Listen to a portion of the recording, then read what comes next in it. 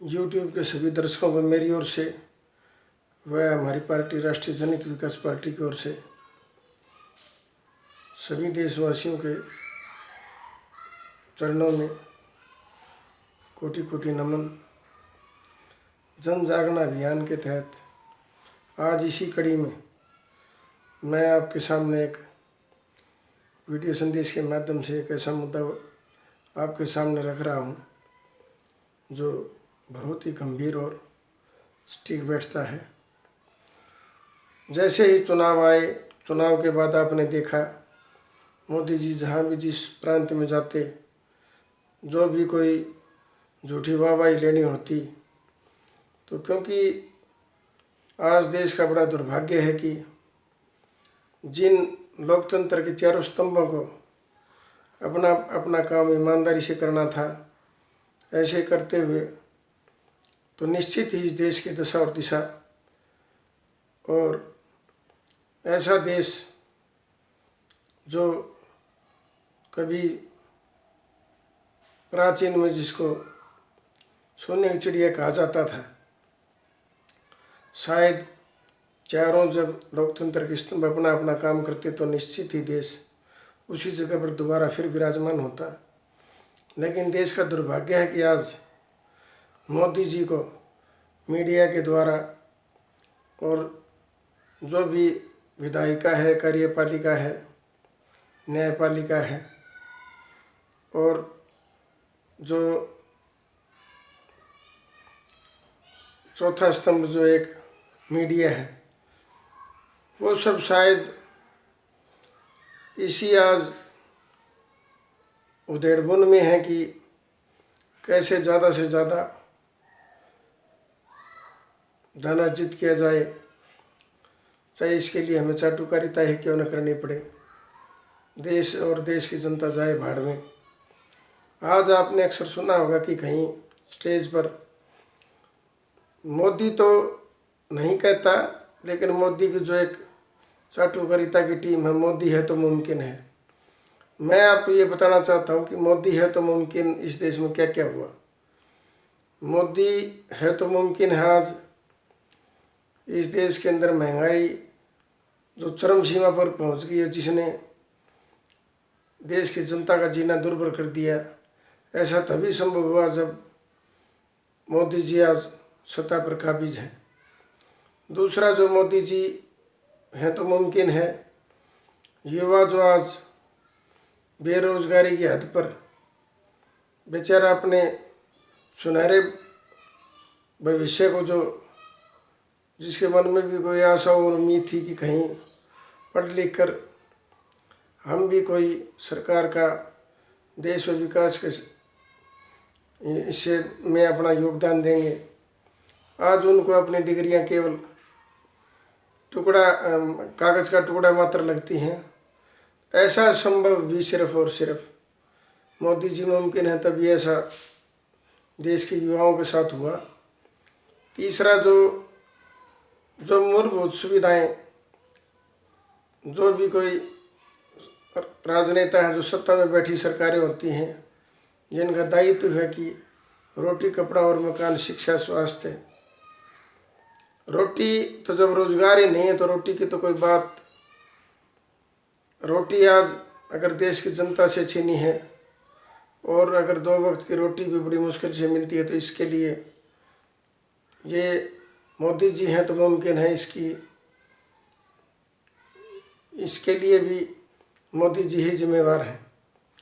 और जहाँ कपड़े की बात आएगी तो देश की जनता के पास चाहे तन ढकने को कपड़ा हो ना हो, लेकिन हमारे देश के प्रधानमंत्री नरेंद्र मोदी जी, जिन्होंने सार्वजनिक मंचों पर अपने गरीबी का रोना रोकर आज वो एक रॉक स्टार की भांति 24 घंटे में 24 ड्रेस पहनकर एक ऐसा अपना वो जलवा दिखाते हैं कि ऐसा भी तब भी संभव है जब मोदी जी हैं तो ऐसा मुमकिन है। रही बात मकान की, आज मोदी जी के राज में मकान बनाना तो बहुत दूर की बात है। आज सीमेंट के दाम हो, लोहे के हों, रोड़ी बजरी की हो, बिल्डिंग मटेरियल कोई भी हो, एक कमरा भी आज गरीब आदमी के लिए मुमकिन नहीं है कि वो बना ले। तो ऐसा भी मुमकिन केवल और केवल जब मोदी जी सत्ता में हैं तो ही ऐसा हुआ। और देश में कानून व्यवस्था की ऐसे लचर हालात, जिसके लिए अगर कोई सीधे सीधे जिम्मेवार हैं और जिन्हें श्रेय दिया जाना चाहिए, तो ऐसा तभी संभव है जब मोदी जी हैं, तो ऐसा मुमकिन है। और रही बात जो चाहे रातों रात नोटों को जो सिर्फ और सिर्फ कागज़ों में बदल दिया गया, और टैक्सों का महाराजा जीएसटी नाम का एक ऐसा गुंडा टैक्स, ऐसा भी तभी संभव हुआ जब मोदी जी इस देश में सत्ता पर काबिज हैं। ऐसा इसलिए हुआ कि मोदी जी हैं, तो ऐसा मुमकिन है। मैं तो केवल यही कहना चाहूँगा कि कोरोना काल से लेकर आज तक युवाओं ने तो अपनी नौकरियां गंवाई, गरीब आदमी को 2 वक्त का निवाला तक नहीं नसीब हुआ। और ऐसे में इस देश के जो धनपति कुबेरपति हैं, चाहे वो अंबानी अडानी हो, उनका एशिया में और विश्व में जो धन कुबेरों की रैंकिंग में उनका सुधार होता गया, ऐसा भी तभी संभव है जब मोदी जी सत्ता पर काबिज हैं। और मोदी जी जब तक सत्ता पर काबिज रहेंगे तभी ऐसा मुमकिन है, ऐसा भी लगता है। तो मेरा देश की जनता से सीधा सीधा एक संवाद है और विनम्र विनती है कि मोदी जी को सिर्फ और सिर्फ सत्ता पाने के लिए एक मंदिर से दूसरे मंदिर आपको भावनाओं में बहकाकर झूठी वाहवाही लूटना, और समय समय पर जब भी ऐसा कोई वक्त आएगा तो केवल और केवल घड़ियाली आंसू और मगरमच्छी आंसू बहाकर जो आदमी जनता की भावनाओं से खेलने में माहिर हो, तो मैं तो केवल यही कहूँगा कि उस देश का भाग्य कैसा होगा और उस देश की दिशा और दशा कैसी होगी। तो आपने देखा होगा जब मोदी जी पहली बार चुनकर जब लोकसभा के लिए गए, तो लोकसभा के दरवाजे पर उन्होंने झुककर ऐसा नाटक किया जैसे वो लोकसभा में पहली बार आए हैं, तो पता नहीं वो क्या जादू की छड़ी से देश की काया को पलट के रख देंगे। और जब अंदर वो भावनात्मक भाषण दिया तो उन्होंने कहा कि बीजेपी मेरी माँ है। तो मैं देश की जनता के माध्यम से जो सत्ता के शीर्ष पर बैठी जो बीजेपी की केंद्र में सरकार में, उनसे पूछना चाहता हूँ कि जब बीजेपी तो आपकी माँ है निसंदेह, लेकिन देश की जनता का आज कौन रखवाला है, मैं ये पूछना चाहता हूँ। तो इसका मतलब तो सीधा सीधा ये हुआ कि देश की जनता का रखवाला का मतलब है दूध का रखवाला बिल्ला। ऐसे में जब इस प्रकार की सोच के जब आदमी देश के शीर्ष पदों पर बैठे हों, जिन्होंने बड़ी बड़ी कस्में खाई हों और अपने आप को पूरे विश्व में ये कहलाने का जिसका एक मान बढ़ाई कर वो अपना चिंतन रखते हैं कि मुझे हमेशा किसी भी मंच पर मैं जाऊं तो मोदी मोदी के नाम से नारे लगे, और मुझे हर जगह जहां भी जाऊं तो मैं देश की जनता मुझे सर आंखों पर बिठाए। लेकिन मैं पूछना चाहता हूं मोदी जी, मैंने इससे पहले भी कई बार वीडियो संदेश के माध्यम से जनता की आवाज़ बनकर मैंने पहले भी मोदी जी आपको चेताया है। मैं अब भी आपको देश की जनता की तरफ से एक विनम्र अपील मेरी है कि आप देश की जनता की रोटी कपड़ा और मकान शिक्षा स्वास्थ्य बेहतर कैसा हो, ज़्यादा से ज़्यादा युवाओं के लिए रोज़गार की किस प्रकार से उनके भविष्य को ध्यान में रखते हुए अवसर तलाशे जाएं, और देश में जो जंगल राज कायम है।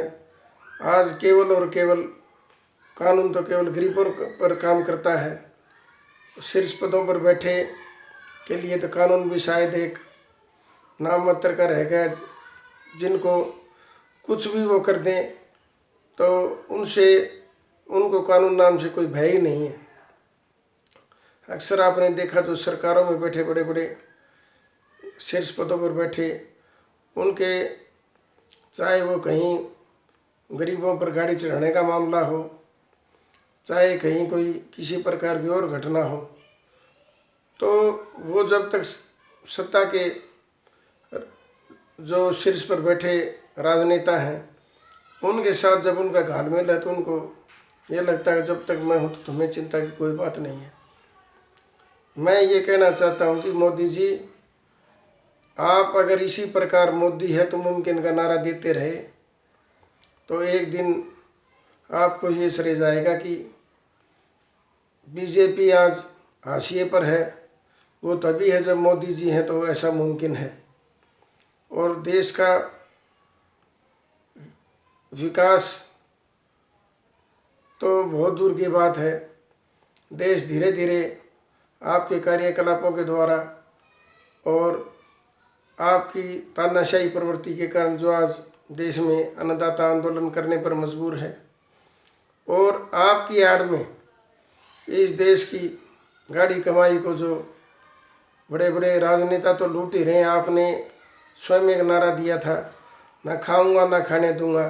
ठीक इसके विपरीत आज आपका नारा, मैं भी खाऊंगा और मेरे सहयोगियों को और मेरे समर्थकों को खूब खाने दूंगा। यह नारा आपका खूब चरितार्थ हो रहा है। तो मेरा तो केवल एक ही मानना है कि जब देश का राजा जिसके कारनामों से अगर देश विकास और उन्नति के रास्ते पर जाता तो उसकी पूरी फौज को ये दुहाई नहीं देनी पड़ती कि आप लोग जब चुनाव में जाएं तो ये अपने काम गिनवाओ, ये अपनी उपलब्धि गिनवाओ। तब तो देश की जनता ही उनकी उपलब्धि को मान लेती। लेकिन धिक्कार है ऐसी प्रवृत्ति के लोग और ऐसे राजनेता जो ये कहते हैं कि बूथ तो हमें आखिरी जीतना है और काम हमें किसी का नहीं करना है। देश की जनता जाए भाड़ में, हम तो तब तक देश की जनता से छलावा करते रहेंगे जब तक देश के निर्भीक, ईमानदार व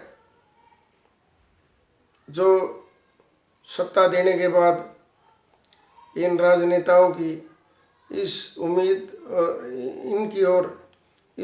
और आशा की ओर देखती है कि शायद ये देश और जनता का भला करेंगे। लेकिन मैं ये कहना चाहता हूँ कि अब वक्त आ गया है। आप जो भी ऐसी विध्वंसकारी जो ताकतें हैं जो सत्ता में बैठी हैं, जिनका देश व देश की जनता और देश के विकास से कोई सरोकार नहीं, हमें एकजुट होकर इन ताकतों को हराना होगा और अपने देश को बचाना होगा। जय हिंद।